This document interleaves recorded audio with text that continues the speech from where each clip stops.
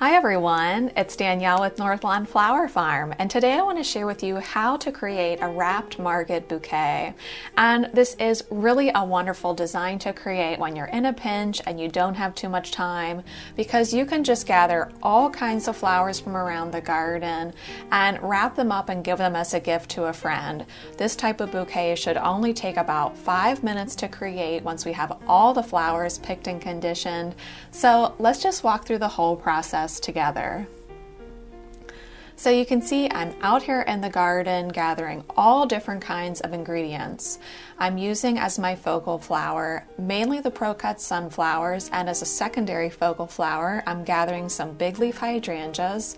I'm also gathering all kinds of supporting flowers like snapdragons, phlox, feverfew, and then bringing in foliage. And I like to use 9-bark, especially this time of year, but I've also gathered some forsythia and some lamb's ear and cerinthe. And I have to tell you, I'm absolutely loving using cerinthe this year. I think it's just so elegant in arrangements.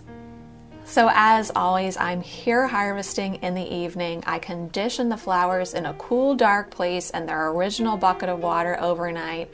And now it's the next day and we can go ahead and arrange with them. I like to lay the majority of the ingredients out on the table with the foliage already stripped.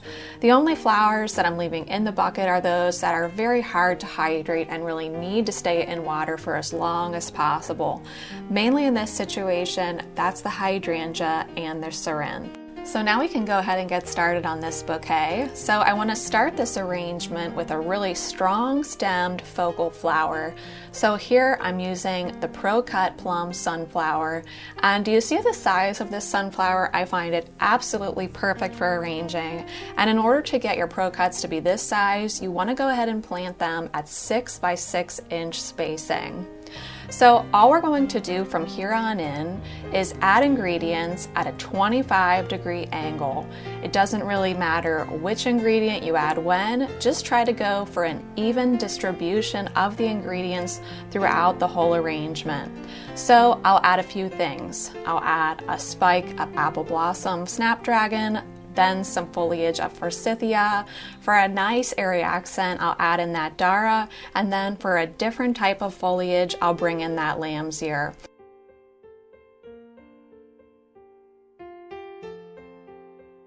So now as we go along, we'll just continue to add ingredients at an angle and twist the bouquet after every few additions. I prefer to always twist my bouquet clockwise, but if you are maybe left-handed, perhaps you would prefer to turn the bouquet counterclockwise.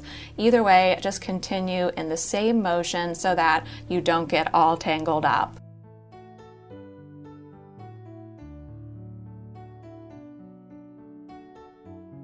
Now that the bouquet is all completed, I'm going to go ahead and trim the stems.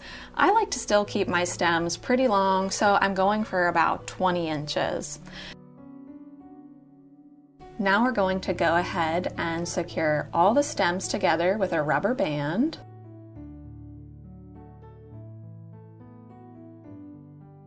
And you can see as we look at it from the top, we have a nice even distribution of all the floral ingredients. So now we'll go ahead and cover the stem ends with some wet paper towels. I'll slip that into a plastic baggie and I'll go ahead and secure it all together with a second rubber band.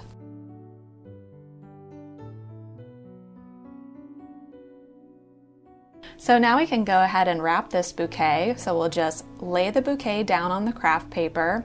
I'll go ahead and take that bottom point, fold the bottom up and over the stem wrap, and try to give it a nice crease so that it stays in place.